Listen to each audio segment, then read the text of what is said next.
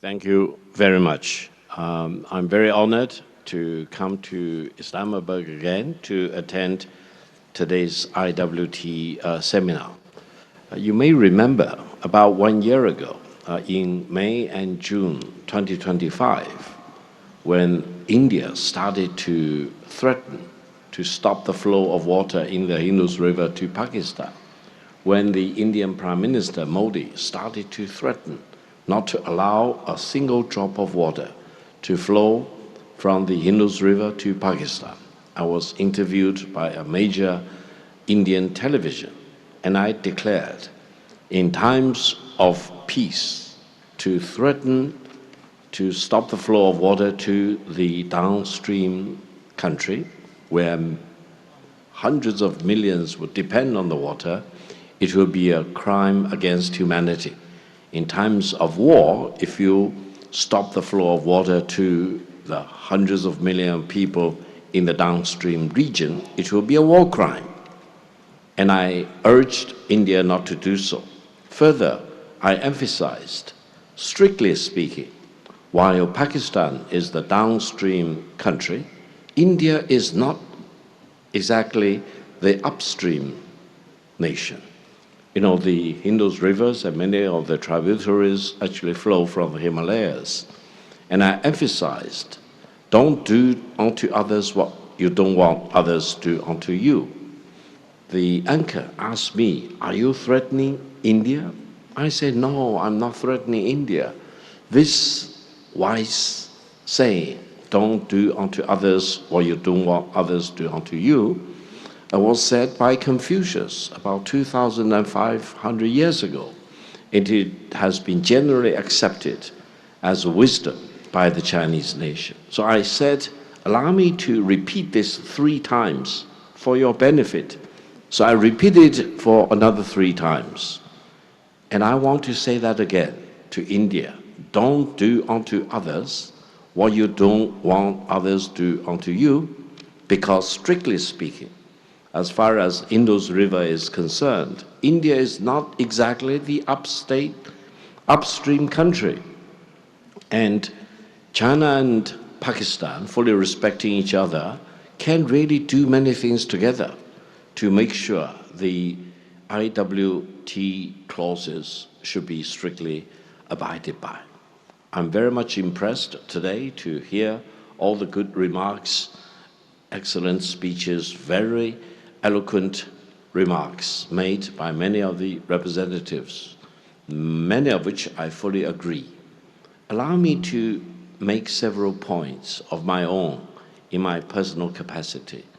First of all, to deal with the violation of the IWT should be fully exposed and should be stopped as much as we can. In this sense, in my personal capacity, I want to fully support the positions taken by many of the Pakistani speakers.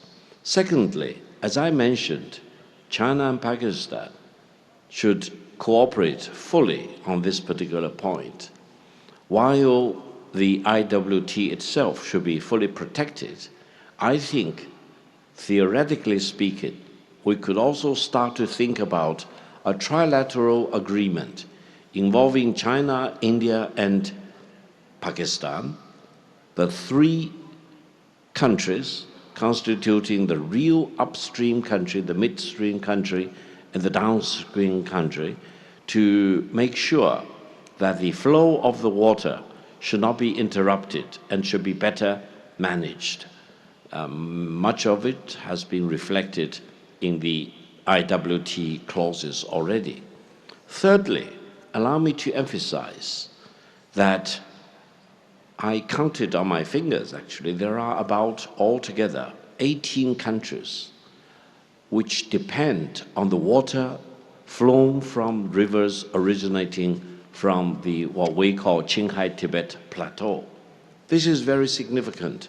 I understand up to today there is no regional or international framework which would focus on this commonality of the water originating from the Qinghai Tibetan Plateau and the Indus River water is important in itself, but on a more general and macro framework, it's part of this commonality of the water originating from the Qinghai Tibetan Plateau. So while the urgency is to deal with the violations of the IWT treaty itself, I think we should also spare time to think about whether all these countries together should think about and work together to come up with a framework so that common standards, common rules, regulations, and the best code of conduct should be introduced, not only between India and Pakistan, but also with many other countries. The 18 countries also not only exist here in the Indian subcontinent, which is the focus of our discussion today, but also exists in Southeast Asia as well as in Central Asia. I hope if we have a better code of conduct for all these 18 countries, and the rules of conduct should be endorsed and accepted by the United Nations, for example, and generally accepted by the international community. In that sense, I hope in the future, after this violation of the IWT will eventually be resolved, hopefully peacefully rather than violently, all the countries in this part of the world which depend on the water originating from the Qinghai Tibetan Plateau should live in greater peace. Now, please also allow me to make another additional point.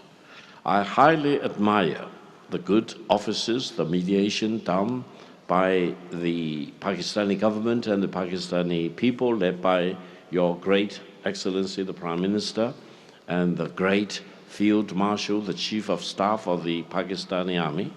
I hope they will continue to work in the right direction to make sure peace will prevail eventually between the United States and Iran. Now, someone talked about the closure of the Strait of Hormuz. Allow me to emphasize, as the President of Germany emphasized before, the Strait of Hormuz was open for navigation before the war against Iran started. So we need to address the issue which gave rise to the war against Iran, and we should work together to make sure that the Strait of Hormuz eventually will remain open for free navigation, and no country, for example, India, should be tolerated or allowed to deny the free flow of water in the Indus River to the hundreds of millions of people in Pakistan. Finally, I want to place a bet. If the Prime Minister of Pakistan and the Field Marshal of Pakistan continue to work in the right direction, I hope they will earn or share a Nobel Peace Prize. That's my best wish.